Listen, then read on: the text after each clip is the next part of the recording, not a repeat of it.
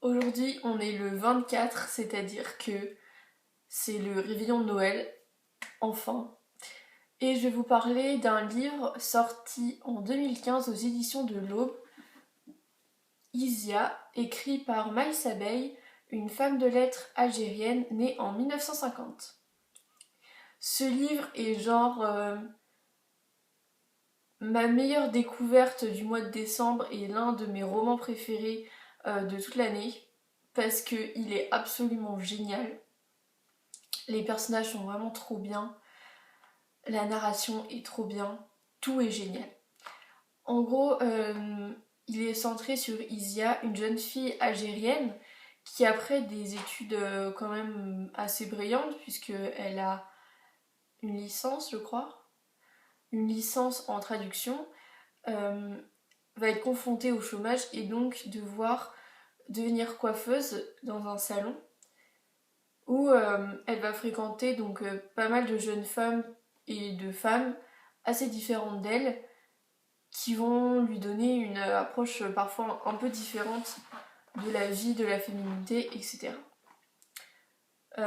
Le principal objectif de sa famille est de lui trouver un mari, alors qu'elle cherche plutôt l'amour, etc. Et en fait, son nom vient d'un personnage populaire algérien, on va dire, qui a été rendu célèbre par des poèmes et qui est une jeune femme qui a lutté contre les conventions, contre sa famille, pour épouser l'homme qu'elle aimait et qui est morte quelques jours après son mariage.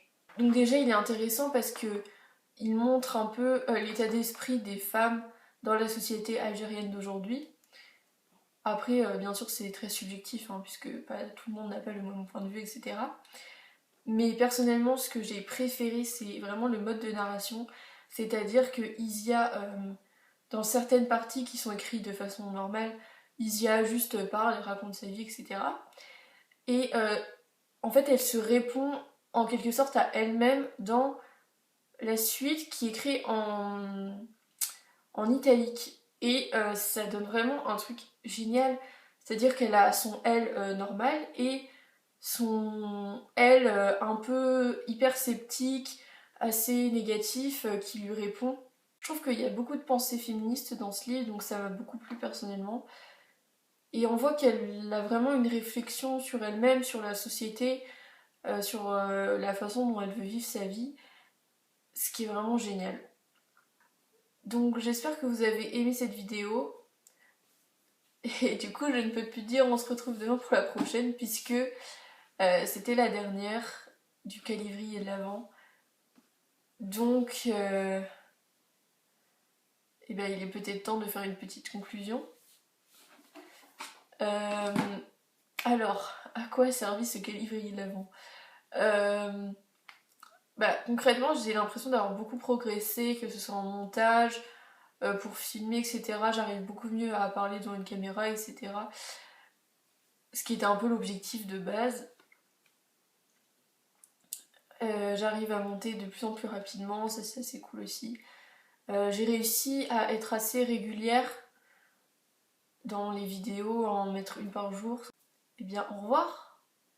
Et la prochaine vidéo que vous verrez sera sans doute une vidéo sur un film, du coup, parce que ça m'a quand même un peu manqué d'en faire pendant tout ce mois, parce que c'est un truc grave bien quand même les films. Voilà. Donc au revoir, et merci d'avoir regardé cette vidéo. Et on va dire que si tu as bien aimé, tu peux t'abonner et liker.